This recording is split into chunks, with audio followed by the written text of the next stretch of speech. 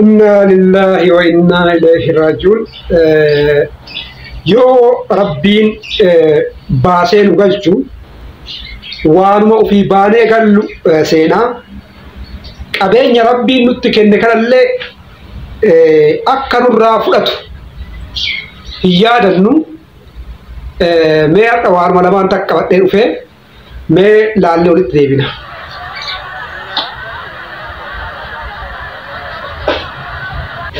Keke. Yo. Akom. Dansa. Fayyuma. Fayat faya. Nageenni badhaadha. Badada san badada. Ijoolleen urgooftu. Ugoftu san ugoftu. Poyya. Ibilik. Ayyoon hudduu guddoo kara keesteetti. Akartama. Aarii qaqallaan siree jalaan gayyaa. Duf gartama. Arme jebokkuu daraarbuus. Indalat. Ayyoon dhooftee suuqa na buuf. Alaltambo. Okay, kamala Allah tutangkun jechuudha. Inni jalqabaa jechuudha markaatoo keessatti jechuudha balaan ibiddaa guyyaa idaa jechuudha halkan ka'ee akka agartan kanatti jechuudha qabeenya guddaa mancaasaa jira isarrallee waan xiqqoo dubbadhuun qaba. Inni lammaffaan immoo ijoollee afaan Oromoo haasayan jechuudha. Odeeffannoo hamma qabutti isheen Keeniyaawidha yookaan isheen nama Keeniyaati. Inni immoo Oromoo Booranaa akka Keeniyaa keessa jiraatudha. Haala kanaan afaan Oromoo miidhagaa kana natti tole dhugaa yeroo ammaatti miidiyaa irra zooraa jira jechuudha. Miidiyaa irra naanna'aa jira. Miidiyaa irratti dubbitee waan kanarrallee waan xiqqoo sii dubbadha jechuudha. Baay'ee miti guyyaa amma yeroo gabaabaa keessatti viidiyoo biraatti walitti deebina. Amma waan matana viidiyoo tana jechuudha. Gurraan siin ga'es bahe malee booda immoo viidiyoo bal'aadhaan ni deebi'a. Walumaa galatti waa'ee ibidda tasaa balaa ibiddaa tasa ka'ee markaattotti kanaan wal qabatee baay'ee nama gaddisiisaa jechuudha. Baay'ee nama gaddisiisaa jechuudha. Ani warra rakkoon kun irra ga'e hundaa fi rabbiin duniyaa isinirraa fudhate tana rabbiin deebisee bakka isinii haa buusun jedha. Maalillee haa ta'u maalillee waan akkanaatti hin gammadan jechuudha. Namni waan akkanatti sammuun haga dagaasi qabutti jechuudha. Waan akkanatti namni gammadu rakkoo qaba jechuudha. Rakkoo qaba. Ka abbaa barbaade haa ta'u, qabeenya abbaa barbaade haa ta'u.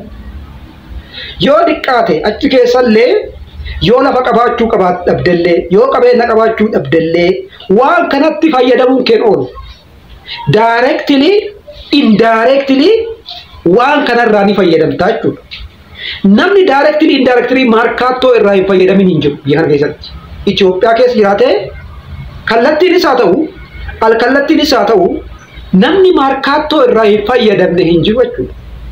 Kana jechuun qabeenyi bade suni kan namoota yookaan immoo daldaltoota markaattoo keessa jiranii osoo hin taane qabeenya keenya hundaa jechuudha. Gara biraatiin immoo qabeenya biyyaati jechuudha. Qabeenya biyyaati jechuudha. Kuni miidhaa keenya hundaa. Miidhaa walooti. Amma miidiyaa kanarratti waan adda addaatu deemaa jira jechuudha. Inni tokko akka waan gammachuu ibsatutti wanti jedhamu jira jechuudha. Kuni gaarii miti. Ani nan gammachiisu waanuma barbaadde haa ta'u. Namni markaattoo keessa haa jiraatu haa dhiisu miidhaa gahetti akkuma namaatittuu nan gammachiisu miidhaa. Akkuma namaatittuu. Yoo seexana taate malee yookaan immoo fooloowarii baay'ee namni akkasii hordofuuf yoo waan akkasii gad lakkifte malee hin ta'u. Beekaa namni gadi haa lakkisu. Fakkeessallee namni haa gadi lakkisu. Wanni akkasii hin barbaachisu. Markaattoo yoo dandeenye kenna godhachuudha. Dhaynee keessatti daldalachuudha. Akka kenna taatutti akka markaattoon kenna taatutti bareechifachuudha. Malee baditti gammaduun gaarii miti jechuudha. Waan badetti gammaduun gaarii miti jechuudha. Waan bade keessaa uumaan argattu, waan tole keessaa bu'aa wayii argatta jechuudha. Kanaaf sooshaal miidiyaan kun yeroo baay'ee negatiivii irratti xiyyeeffata. Sooshaal miidiyaa waan gaariidhaaf, walii gammachuudhaaf, walii gargaaruudhaaf, mallaqa irraa argachuuf itti fayyadamuu qabna jechuudha. Malee baga ebalu baga akkas ta'e baga akkana ta'e wanni kun baga badee muumaan godhu dhaloota lafaa dhufu keessatti jibba uumoo ta'e dhalatti dhaloota lafaa dhufu keessatti negative energy uumoo ta'e dhalatti wanti bu'aa nuu qabaatu jiru jechuudha. Mirga saba keetii hojiin kabachiifte malee baga akkana ta'een baga akkas ta'een wanni kabachiiftu tokko illee hin jiraatu jechuudha. By the way, wanti tokko Oromoon namaa ol ta'aa guyyaa tokko illee jedheen beeku. Maybe namni dhuunfaa jechuu danda'a. Oromoon mirgi kiyyallee akkuma saba biraatti naa kabajamee qabeenya kiyyarratti abbaa ta'ee jiraadhaadha. Oromoon barnama saba isa keessa jiraatu kamuyyuu bakka kennee kabajee jaalatee wajjin jiraata jechuudha. Kanaafi waan akkanatti gammaduun yaada kooti kun yaada dhuunfaa kootu gaarii miti. Gaarii miti jechuudha haga nama taatetti.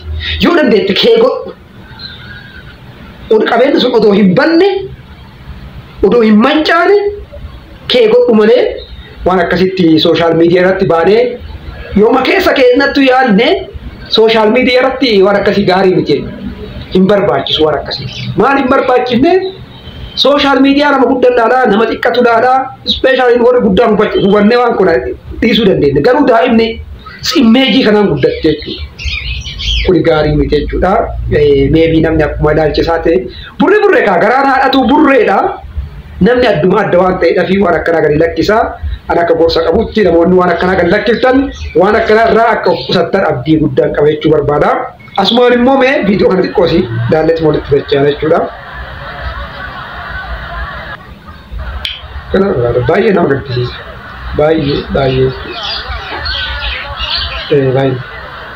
Baay'ee nama gaddisiisa. Okay, inni itti aanu ijoollee kanneen dhugaa. Sooshaal miidiyaa kana gidduu kana jechuudha gara feesbuukitti illee gara tiiktokitti illee kato'atanii dhugaa isaan kanniini. Baay'ee natti tola jechuudha akka isaan loqoda isaanii ani Oromoo tura beektaa wanni jaaladhuuf keessaa tokko loqoda jechuudha. Loqonni Oromoo kun garagara baay'ee bareeda. Afaan Oromoo tokko afaan Oromooti garagaraadha. Loqodatu garagara afaan Oromoo tokko jechuudha. Afaan Oromoo tokkoma garuu loqoo dagattu garagaraa jechuudha. Loqonni Booranaa, loqonni gara lixaatitti, loqonni gara bahaatitti garagara giddu galeessarratti loqodatu garagaraa jechuudha. Amma odeeffannoo qabutti ijoolleen kuni isheen tokko Keenyaa taatetti informationii guutuu qabachuu baadhellee inni kun immoo Oromoo Booranaa Keenyaa keessa jiraatu akka ta'etti odeeffannoo qaba. Garuu immoo akkasitti afaan Oromoo gaafa alagaa barsiiftu jechuudha.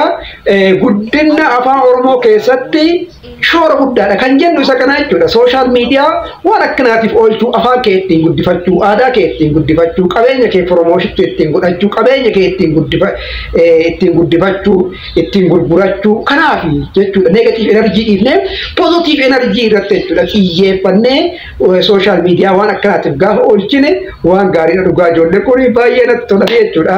Aswaan jechuudha galatoomaa ulfaadhaa namni waan barbaadaa jiru tokko afaan akkanallee hin jira akkasillee hin jira jedhaani garuu natti tolee jira jechuudha.